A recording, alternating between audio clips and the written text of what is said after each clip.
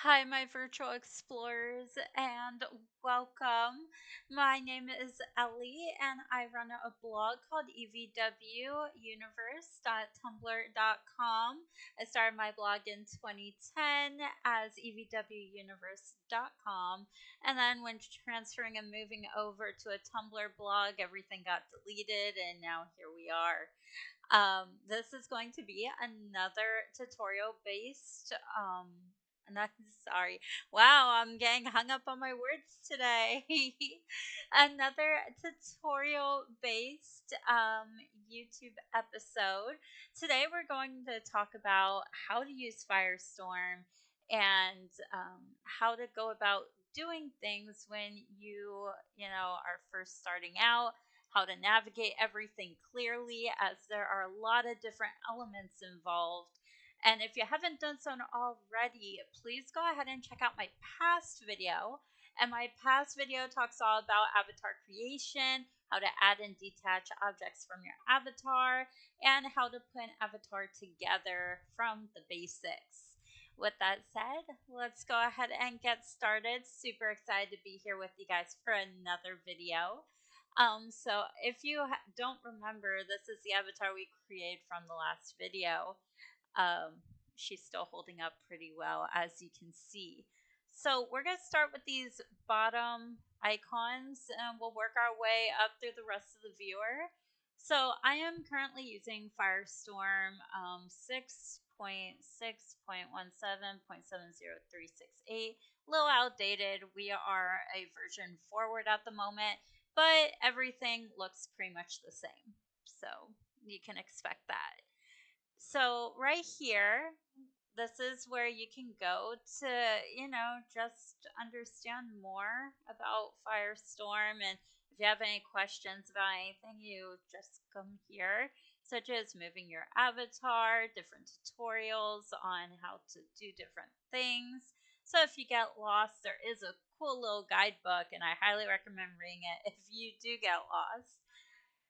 This icon is your chats. I just recently today caught up with somebody from the Teen Grid days, and oh man, blast from the past for real.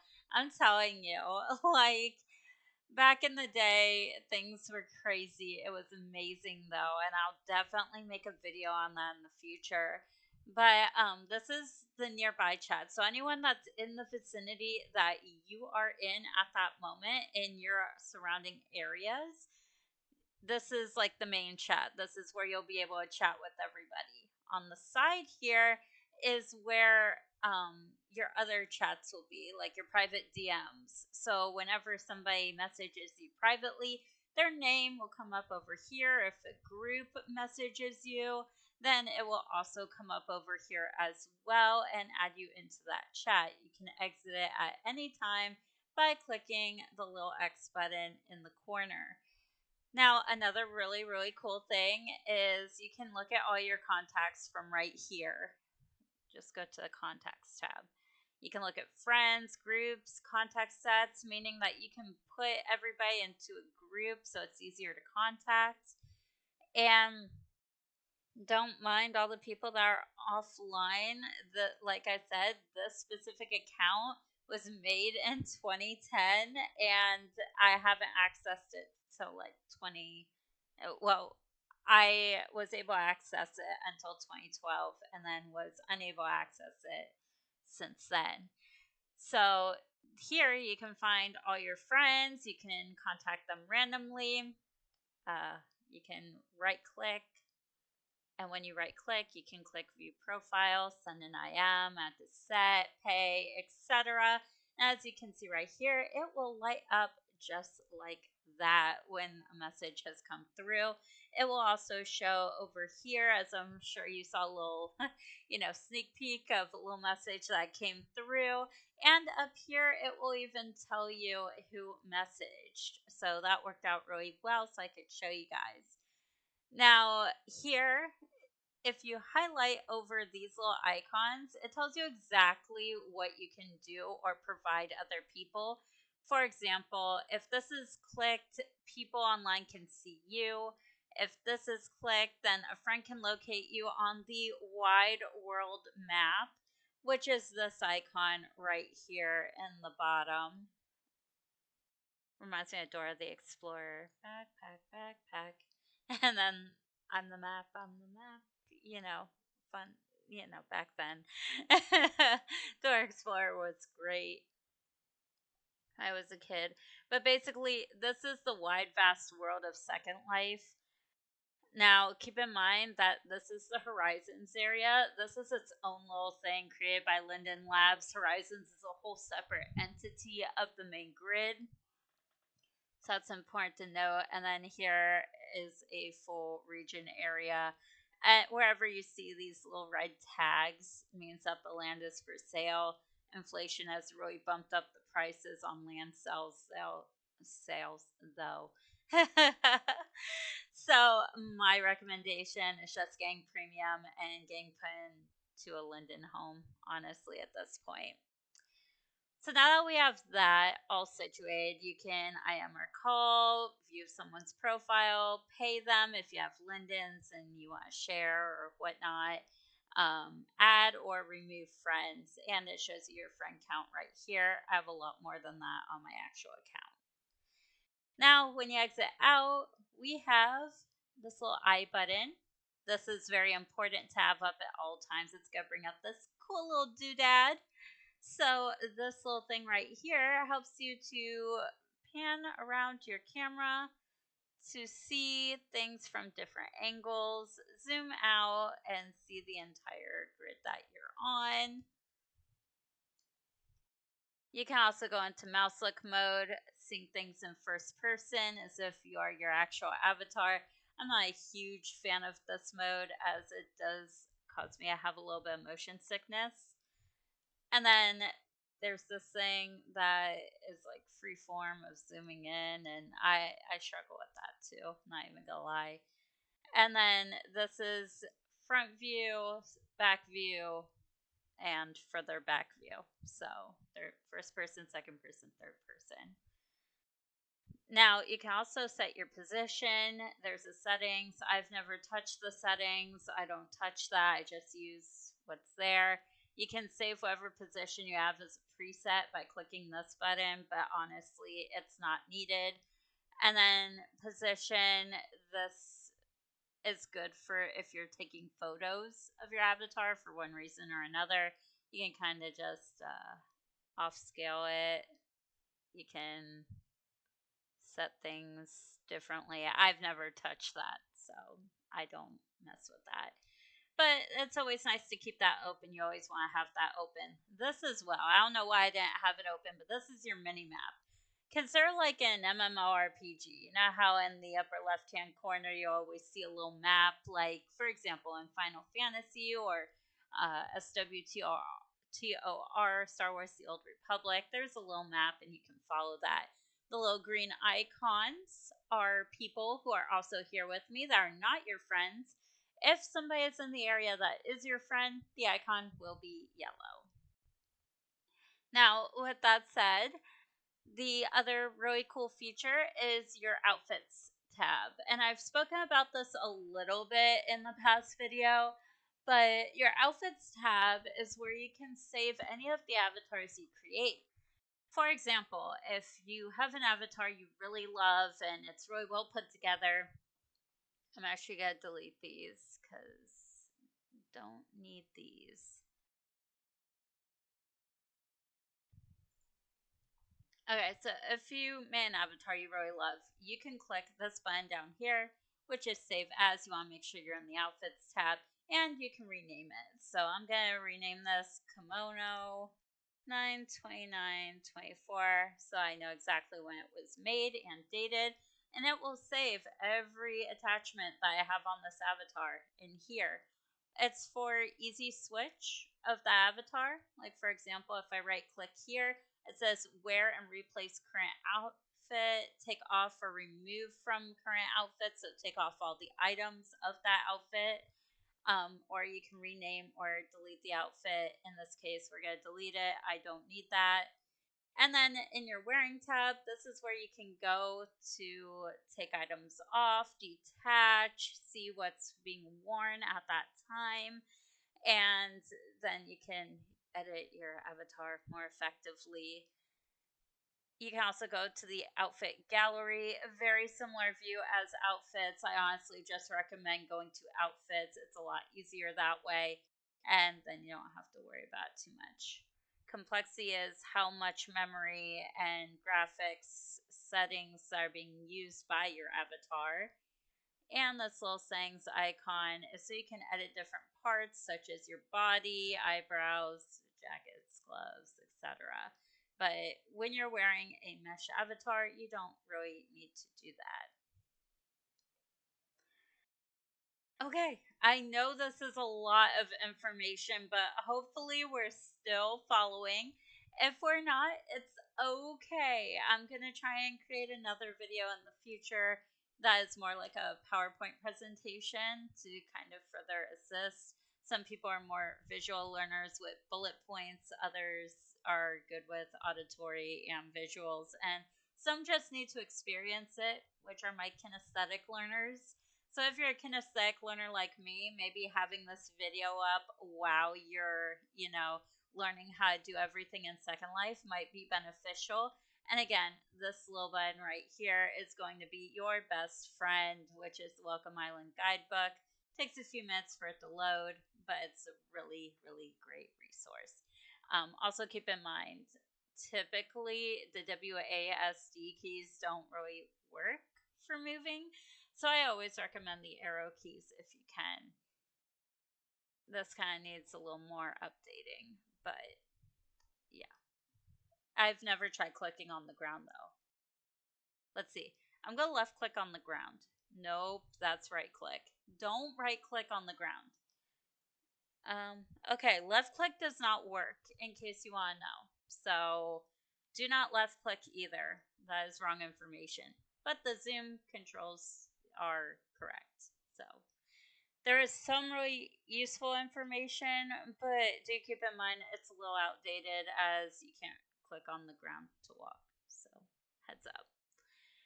Now, here you can pull up your People's tab. I pull this up daily and in every sim that I'm in. Here you can see what people are nearby you. So these are all the people that are close to me. Here is your Friends tab. It shows you who's online. And if you want to view all your friends, you just go to all, and here are all your fantastic friends on your friends list. If you go to groups, you'll see all the groups that you're a part of, such as Furries for me, and YFC was a really cool place when it was still open. And then, of course, you can join or create a new group, like a family group or whatnot. There are family RPs and Bloodlines, which is a vampire type of game within Second Life that you can also be a part of. Bloodlines has been around since the beginning of Second Life in around 2011, 2012. So a lot of people, actually before that, probably like 2005. So a lot of people have been a part of that for a while. So that's a really big part of Second Life. And supposedly now they have something new called Progeny. I don't vibe with that. So, and then recents are the people that you've talked to. Blocked, these are the people that you blocked throughout the way. So to block somebody, you would right click. And typically, as you look through the items on this list, you should be able to find a block button. And then you can block somebody. Contact sets is basically just adding somebody to a specific group so it's easier to contact them. Now, this is your search. We love the search. Keep in mind that sometimes places will pull up and things will pull up here, but I highly recommend the web search as it's a lot easier and you can find a lot more. And you can make things work here. Keep in mind that my maturity rating is not adult because I'm not verified yet on this account, so I can only go to general and moderate. So, story of my life. You can also go to classified ads, really cool search things. So, for example, if you're looking for a furry sim, for example, here we go. We got Luskwoods, we got Rocket City. Rocket City has been around for a while, highly recommend it. Luskwood, been around for ages, highly recommend it.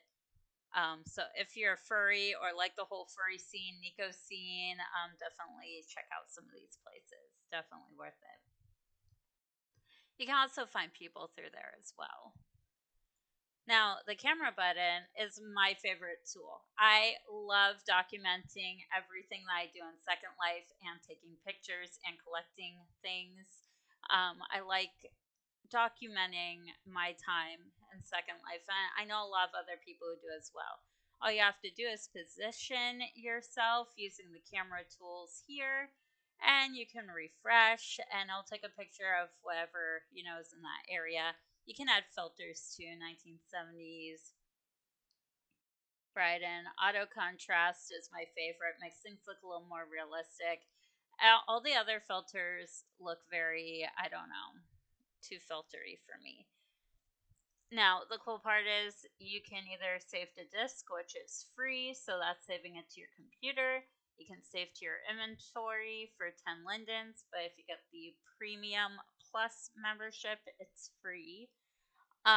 You can share to your profile feed. A lot of people now have a Flickr account specifically for Second Life, and also send emails as well. Then, of course, this is your inventory tab, as we spoke about in the last video. This is your AO tab. I don't typically use this, so I mean, these are my AOs here, and I just keep them on. But this is supposed to help better manage your AO system, so you're not trying to click one of the wrong ones. And then these are your quick preferences. I also don't really mess with this, but your draw distance is how many items you can see from far away from where your avatar is currently at.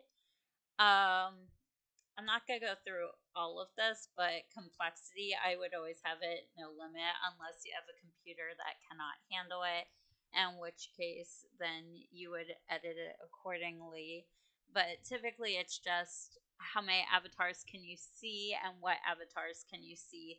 Some avatars take up more memory than others. So I have a gaming computer and an extra monitor. So I just set mine at no limit because my computer can handle that, right? Now, here in the upper hand corner, we have the home button, the land button, lighting button. We have this area right here, which tells you exactly where you're at. And we have the back and front buttons. Now, the back button takes you to the location you were at previously to going to the location you are at now. So, for example, I was at Social Island because I thought I was going to go through a full tutorial with you on Social Island, but decided that Horizons might be a little bit better to just go through a quick Firestorm review. So that's why it shows us, Horizons as my new location. Then the home button will take you to wherever you set as your home teleportation. So in my case, my home teleportation was Nyx, and IX is an older location, and it's like a starting area. Been around for ages. Now, the land button tells you exactly about the land that you're on. So, in Linden areas, such as created by the Lindens, so Second Life is owned by Linden Labs as of recently, not so much, but it was owned by Linden Labs.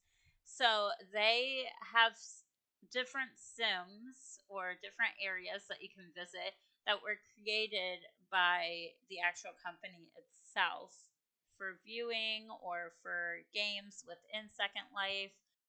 You name it, probably has it. The covenant talks about like what rules you need to follow, right? So what you need to do to stay here without having a problem. Objects typically tells you about you know, how many objects you can have in the area. Objects are made out of prims, and I will definitely get into that in another video. I really want to keep this one as basic as possible, as a lot of people who are watching this are brand new to Second Life itself. And some of you guys may also be from an older demographic. So I definitely want to make sure that this is a very comprehensive and easy guide for better understanding. So I don't want to confuse you too much about prims at the moment. But basically, this just tells you how many items you can have out on the land before you run out of those objects that you can put. Then you can, of course, options, fix the media, sound, access, but that's only if you own the land. We will talk about land ownership in a future tutorial video. Now up here, you have your options tabs. You only need to enter these if you desperately have to. Like the help button gives you some troubleshooting resources. You can join a support group if needed. There's a guidebook. You can report people from here. It's a really great, system to help you if you're new, but does require some actual reading if you want to go through this tab. Content is where you're able to put things on the marketplace, which is Second Life's like it's their website, but you can buy things on it. So think of it kind of like eBay. So to give you an example, oh, it doesn't show here. I can't give you the example right now, but in another video I definitely can. But the marketplace is like pretty much like an eBay for Second Life. And it's where all these creators put their stuff online that you can buy for your avatar, for your home, etc. Now, you can go to the Firestorm blog, anything like that. You can also search, and a script library is for my scripters out there who actually code and script different things inside of Second Life to either move your avatar or create particles. Now, with the build tool, we have objects where you can save different objects if it's your object. You can also go ahead and upload 3D meshes from Blender or 3ds Max. You can upload scripts. You can also go ahead and upload images, sound, animations. You can view local meshes, so how many prims each mesh is. You can also see advanced options. You really don't need to look into this further, but if you want to, you definitely can. I don't touch it though, so I mean, I'm sure if you're just super curious, you totally could. The world tab, really simple. It's very similar to these tabs down here. You got your mini map, which is this button right here. You got your world map, which is this. You got your places and destinations, which is this. And this is also a destinations icon that you can click. And it will pull up your destinations, and you can go to any one of those. It's just for something quick instead of having to search for someplace somewhere else. Teleport history. This brings up all the places that you visited. So if you need to backtrack and go somewhere else, you can. Your landmarks are places that you've been that you wanted to save. So in this case, let's say you want to landmark this place. You can name it Horizons and place in any notes that you want. So this is a Linden Labs game sim, and then you can press OK and it'll save as a landmark. Now, a region tracker, basically just it tells you what regions you own or what land that you own while you're on Second Life. When you're a premium member, you will get a Linden home. So being able to, see the details of that land will be important at that point. You can also set your home to different areas. So, for example, if I want to set my home to here, I click set home, and then that little home button that's right here, I'd click and I'd come right back to this very spot.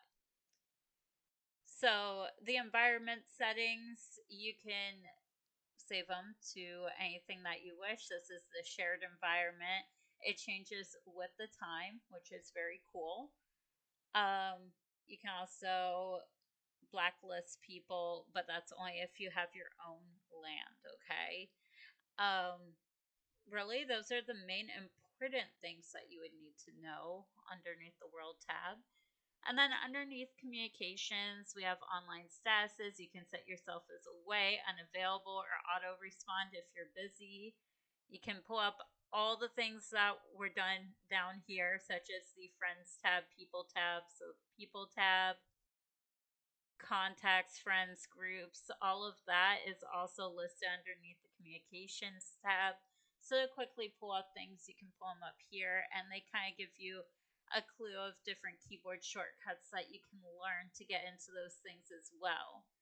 Gestures are really fun. These are really cool, like little vocal fun things that play in world for different things that you want to express. Some of them are really inappropriate, but others are actually kind of fun and cute. It does annoy people sometimes, though, so please keep that in mind. You can also open up Flickr, Discord. Voice morphing is great if you have a premium membership. A lot of people on Second Life like to talk instead of type. There are many people who do type within Second Life. However, more and more now, I'm seeing that a lot of people are voicing. So if you really don't want to share your voice with other people or them knowing what your real voice sounds like, the voice morphing is a great tool, but you do need to be subscribed to a premium membership.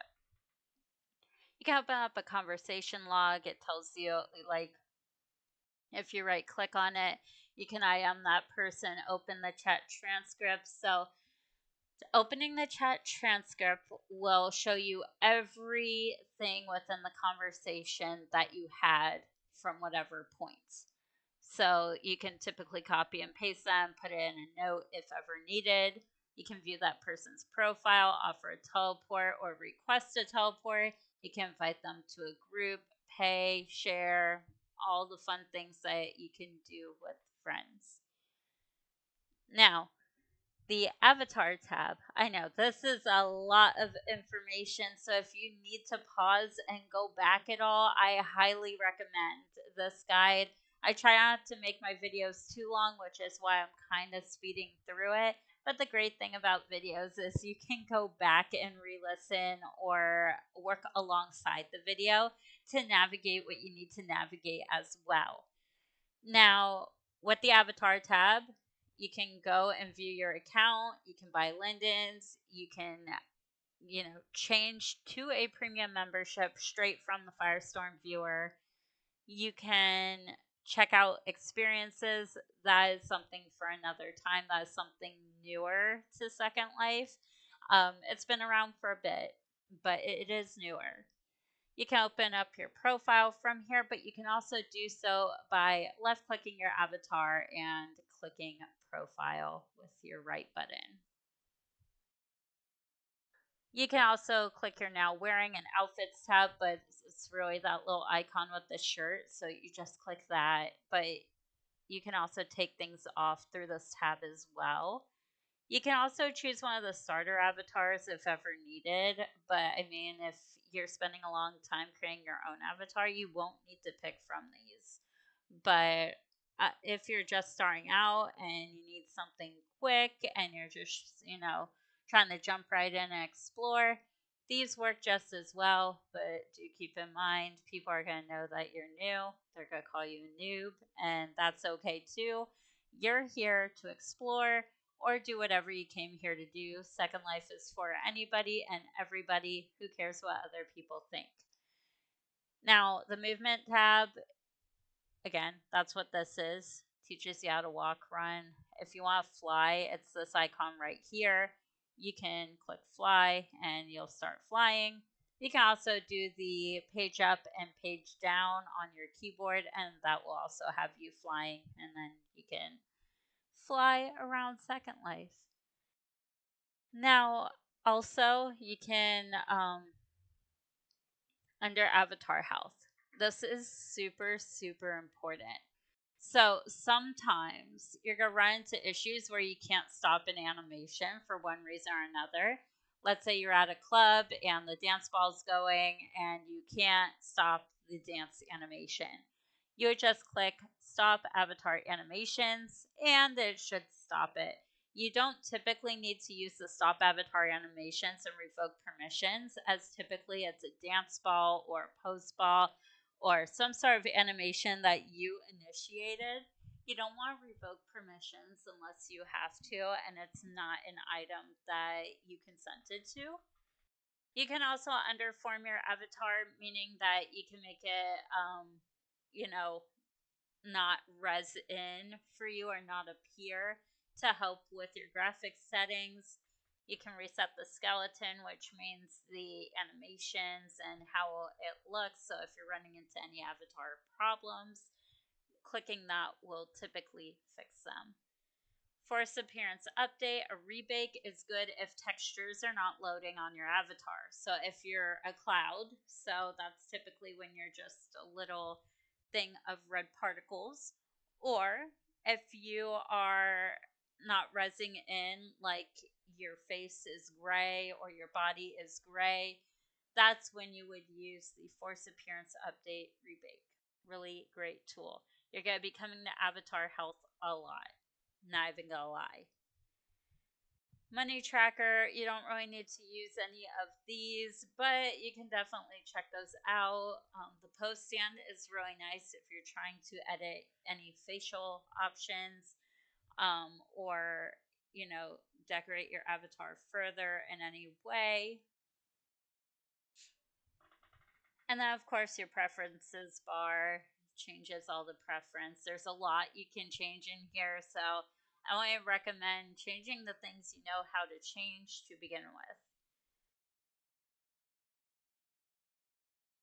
You can go to all sorts of things. In this case, graphics is going to be important.